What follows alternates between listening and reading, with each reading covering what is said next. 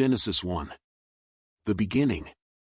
In the beginning God created the heavens and the earth. Now the earth was formless and empty, darkness was over the surface of the deep, and the Spirit of God was hovering over the waters. And God said, "Let there be light," and there was light. God saw that the light was good, and he separated the light from the darkness. God called the light day, and the darkness he called night. And there was evening, and there was morning, the first day. And God said, "Let there be a vault between the waters to separate water from water." So God made the vault and separated the water under the vault from the water above it. And it was so. God called the vault sky. And there was evening, and there was morning, the second day. And God said, "Let the water under the sky be gathered to one place, and let dry ground appear."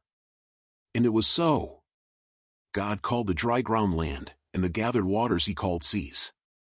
And God saw that it was good. Then God said, "Let the land produce vegetation, seed-bearing plants and trees on the land that bear fruit with seed in it, according to their various kinds." And it was so. The land produced vegetation, plants bearing seed according to their kinds, and trees bearing fruit with seed in it according to their kinds.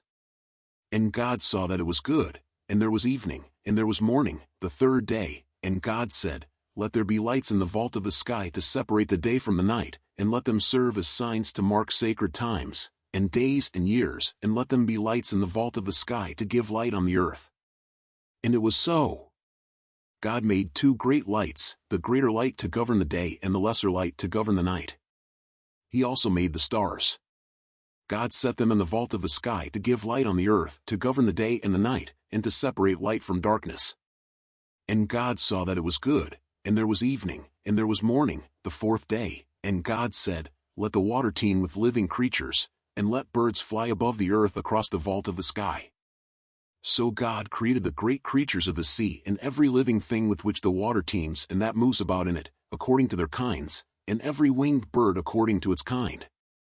And God saw that it was good.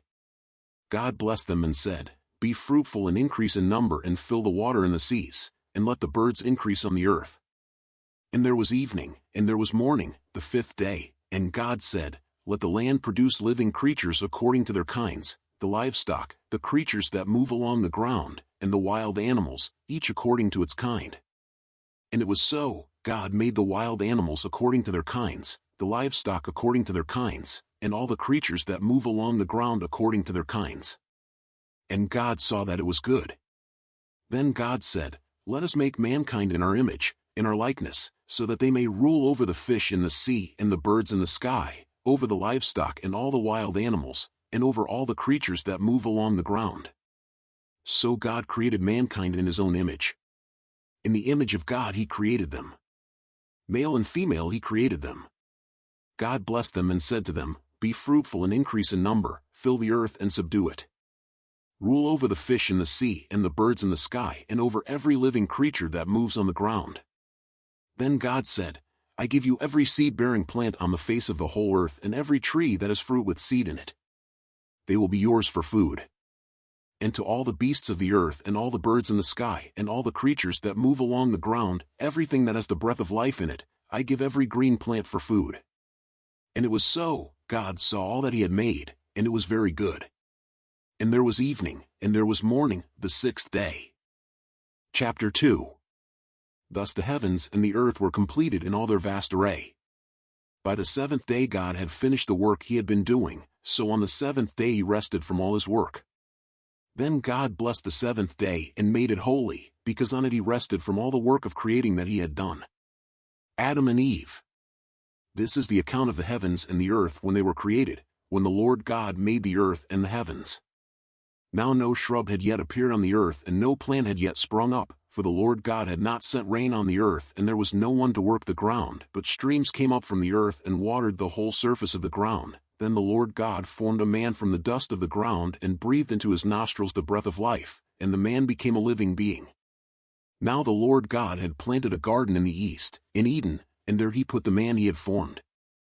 The Lord God made all kinds of trees grow out of the ground, trees that were pleasing to the eye and good for food.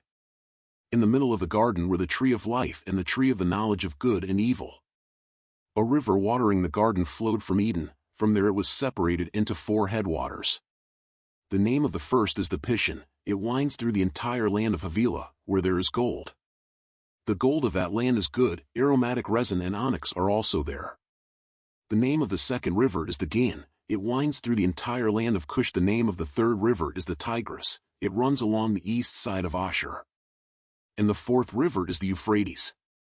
The Lord God took the man and put him in the Garden of Eden to work it and take care of it.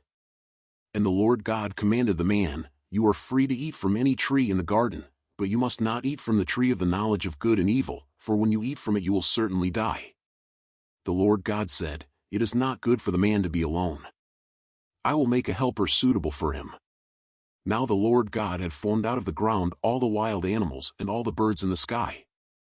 He brought them to the man to see what he would name them, and whatever the man called each living creature, that was its name. So the man gave names to all the livestock, the birds in the sky and all the wild animals, but for Adam no suitable helper was found.